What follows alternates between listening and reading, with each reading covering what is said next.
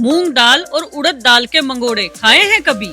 अगर नहीं तो आज मौका है आपके पास इस लजीज रेसिपी को बनाने का। कमाल का स्वादिष्ट और हेल्दी आइटम है ये मंगोड़े, क्रिस्पी भी, टेंगी भी और चटपटा भी।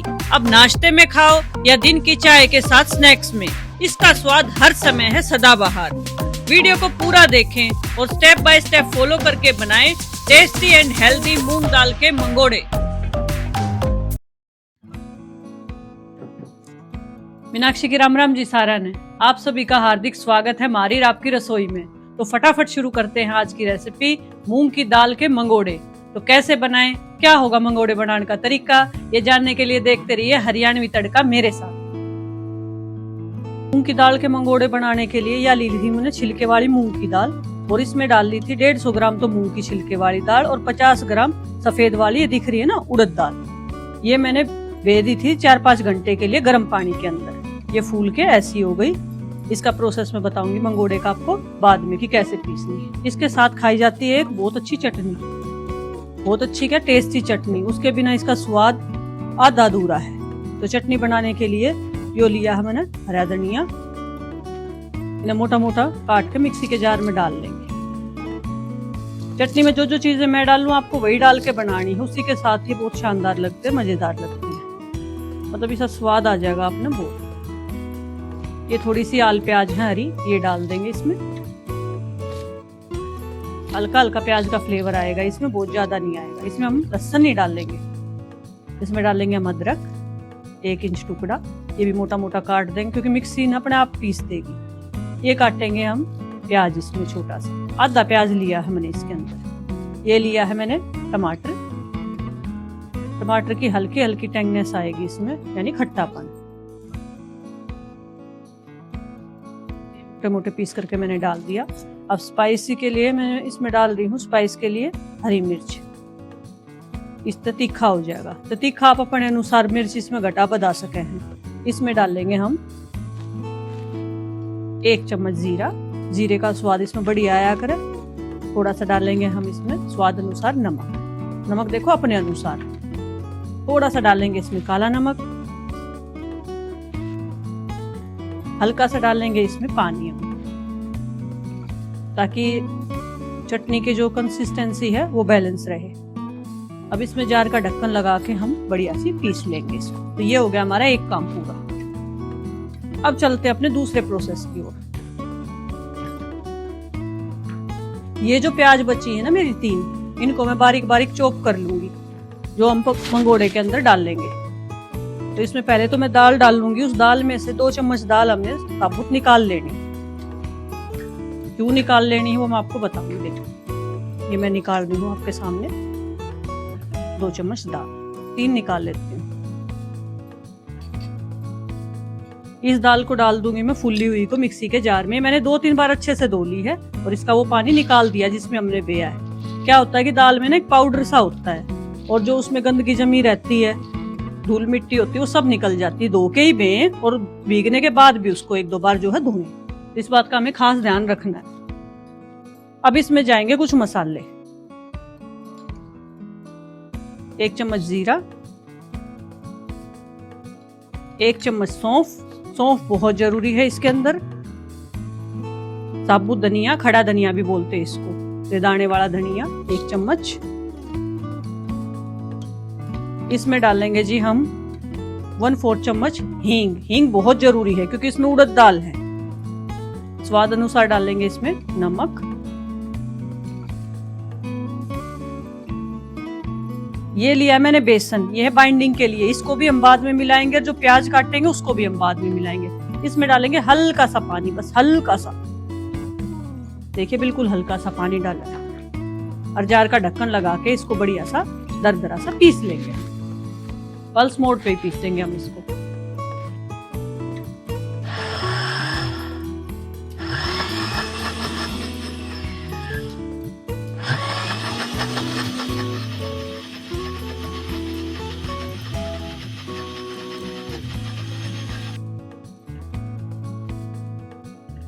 दाल हमारी पिस के तैयार हो गई है। इसने उस बर्तन में काट लेंगे जिसमें हमने दाल भिगा रखी थी।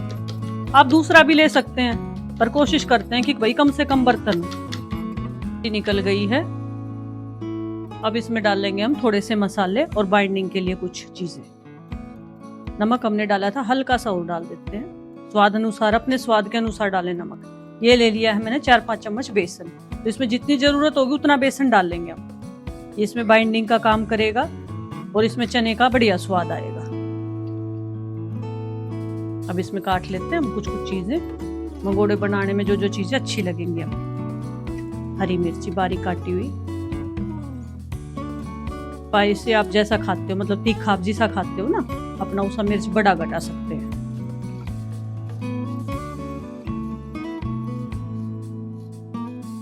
रफली बारीक काटेंगे लेकिन प्याज इसके अंदर हम। हरा धनिया,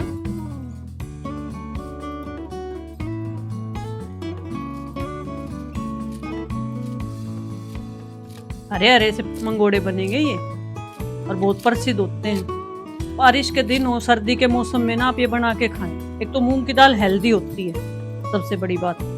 अब जो ये दाल बचा रखी थी हमने वो डाल लेंगे हम इसके अंदर।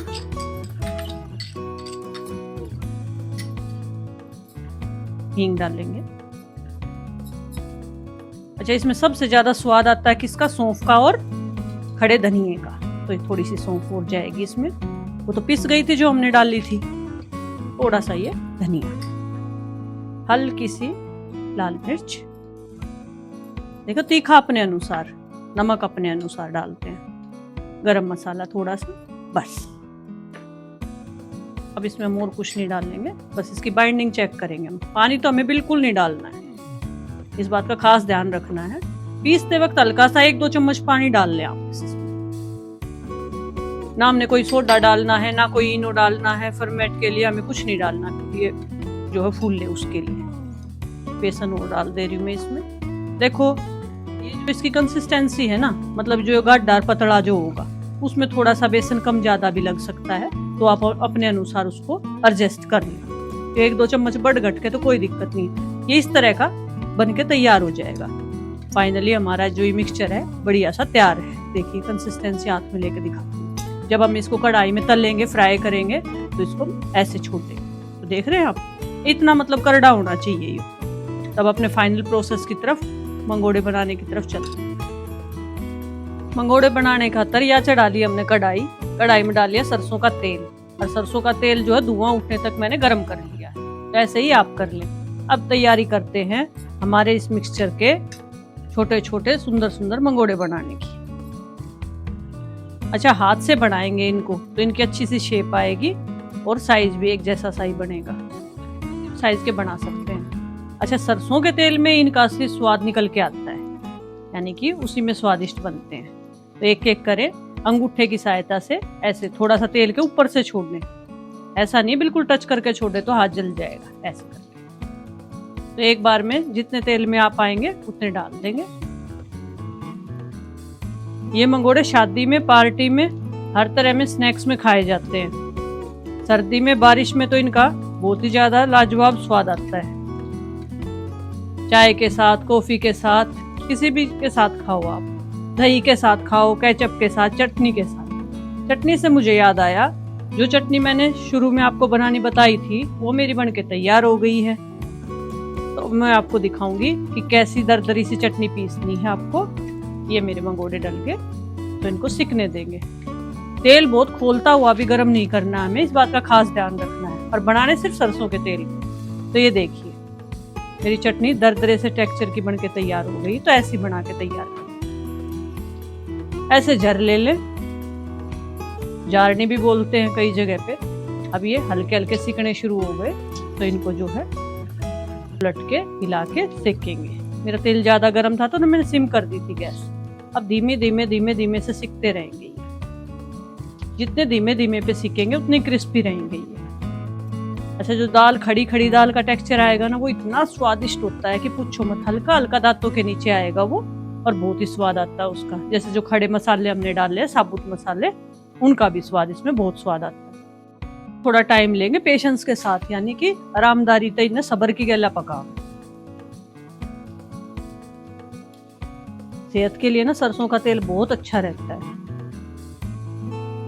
तो तलने भुनने में ना ज्यादातर सरसों का तेल ही खाना चाहिए हमें। बाकी कोई लोग घी में बनाना चाहते हो घी में भी बना सकते हैं इनको। अच्छा, एक बात और कर सकते हो इसमें, मान लिया आपके गेस्ट आने हो तो इनको हाफ कुक यानी कि आधे पके हुए, जैसे अब थोड़ा सा जब इनका जैसे ऐसे रंग बदल जाए, आधे कुक करके इनको ना हम निकाल लेंगे। और जब हमारे गेस्ट आ जाएंगे ना तो उसमें खूब तेल गर्म करके एकदम से डाल लेंगे, एकदम से निकाल लेंगे। उससे क्या होगा, ना ये जलेंगे ना ये पकेंगे, ज्यादातर अंदर तक जलेंगे ना अंदर से ज्यादा क्रिस्पी होंगे। बस क्या है कि गर्म हो जाएंगे, ये तेल नहीं पिएंगे मतलब, क्योंकि हमने इसमें तेल पीने वाले सामान डाला ही नहीं है, ना इनो डाला ना हमने मीठा सोडा डाला, बेकिंग पाउडर भी बोलते हैं, तो ना वो डाला हमने। ये हमें इतने पकाने हैं गोल्डन क्रिस्पी होने तक, जलाने नहीं है, इस पे लेयर आ जाएगी, अंदर तक भी पक जाएगी, क्योंकि दाल है ना, दाल का कच्चापन निकल जाएगा सारा। देखो इसमें 3-4 स्वाद आएंगे, उड़द की दाल का, मूंग की दाल का, बेसन का, हरी सब्जियों का, और प्याज ऑप्शनल है तो आप डाल लेंगे तो और ज्यादा स्वाद निकल के आएगा, क्योंकि कहते हैं ना पकोड़ों में प्याज हो तो बहुत मजा आ जाता है। गैस की फ्लेम जो है मैंने मीडियम कर दी है, अब मीडियम फ्लेम पे पकाएंगे इनको। मंद मंद आंच पे तो मैंने सिकने दी है, सहज सहज पक गए हैं।